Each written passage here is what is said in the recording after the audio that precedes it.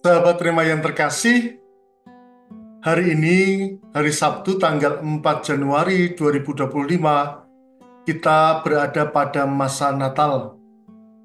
Renungan kita hari ini akan kita ambil dari Injil Yohanes. Tema renungan kita adalah mengenal, berubah, dan bersaksi.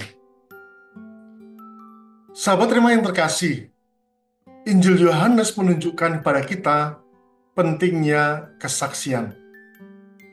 Yohanes memberi kesaksian kepada kedua muridnya tentang Yesus sebagai anak domba Allah atau anak domba Paskah. Ia mengatakan demikian, "Lihatlah anak domba Allah." Yohanes mengenal Yesus merujuk kepada kurban persembahan yang nampak atau terumus di dalam kitab Nabi Yesaya bab 40 dan bab 53. Nah, kesaksian Yohanes tentang Yesus ini membawa dua orang murid Yohanes mengikuti Yesus. Dan salah satu murid Yohanes yang bernama Andreas, setelah tinggal bersama dengan Yesus, memberikan kesaksian kepada saudaranya, Simon, dan mengatakan kepadanya bahwa kami sudah menemukan Mesias. Setiap perjumpaan membawa pengenalan, dan setiap pengalaman atau pengenalan membawa perubahan, dan setiap perubahan membawa kesaksian. Jadi ada perjumpaan, perubahan, dan kesaksian.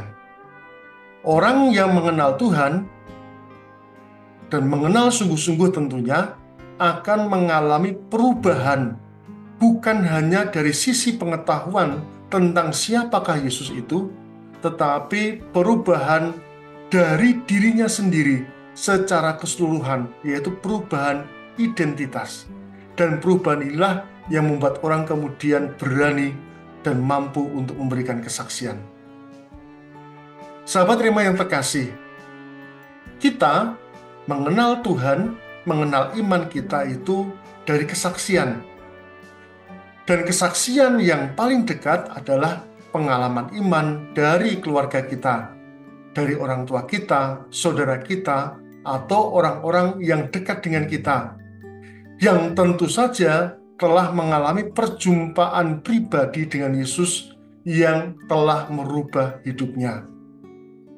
Kesaksian mereka efektif karena mereka tidak hanya didasarkan pada kata-kata atau hafalan ajaran-ajaran gereja, tetapi kesaksian mereka mengalir dari pengalaman pribadi dan cara hidup mereka yang berubah karena pengenalan akan Yesus Kristus. Paus Yohanes Paulus II, Paus Benediktus, Paus Fransiskus berkali-kali mengingatkan bahwa orang tua atau keluarga adalah pendidik iman yang pertama dan utama. Orang tua adalah katekes pertama, dan habitus keluarga itu menjadi tempat yang baik bagi perkembangan dan pertumbuhan iman. Keluarga adalah tempat pertama iman itu diajarkan, iman itu dirayakan, iman itu diwujudkan dalam tindakan konkret, dan iman itu dihidupi di dalam doa-doa. Tentu saja ini memerlukan keputusan kuat sejak dari awal, bahkan sebelum orang itu menikah dan membentuk keluarga. Iman yang hidup selalu berciri semakin mengenal Tuhan, semakin mengubah hidup kita, dan semakin berani membuat kita untuk bersaksi. Inilah iman yang mengalir dari perjumpaan yang hidup dengan Tuhan.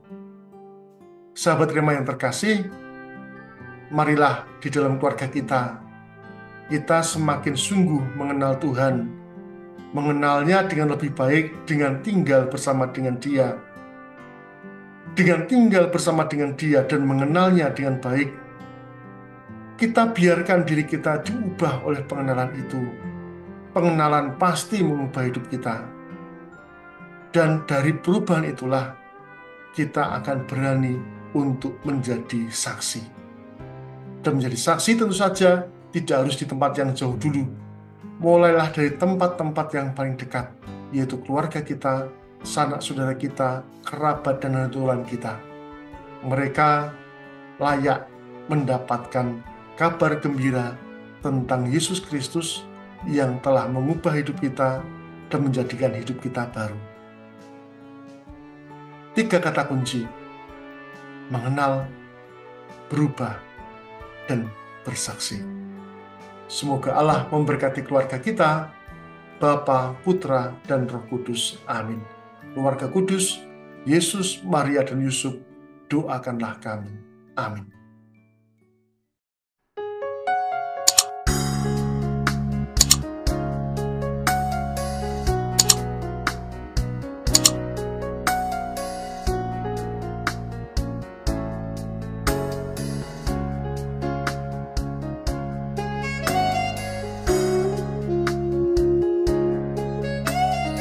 Sahabat Rema, sampai jumpa dalam program berikutnya.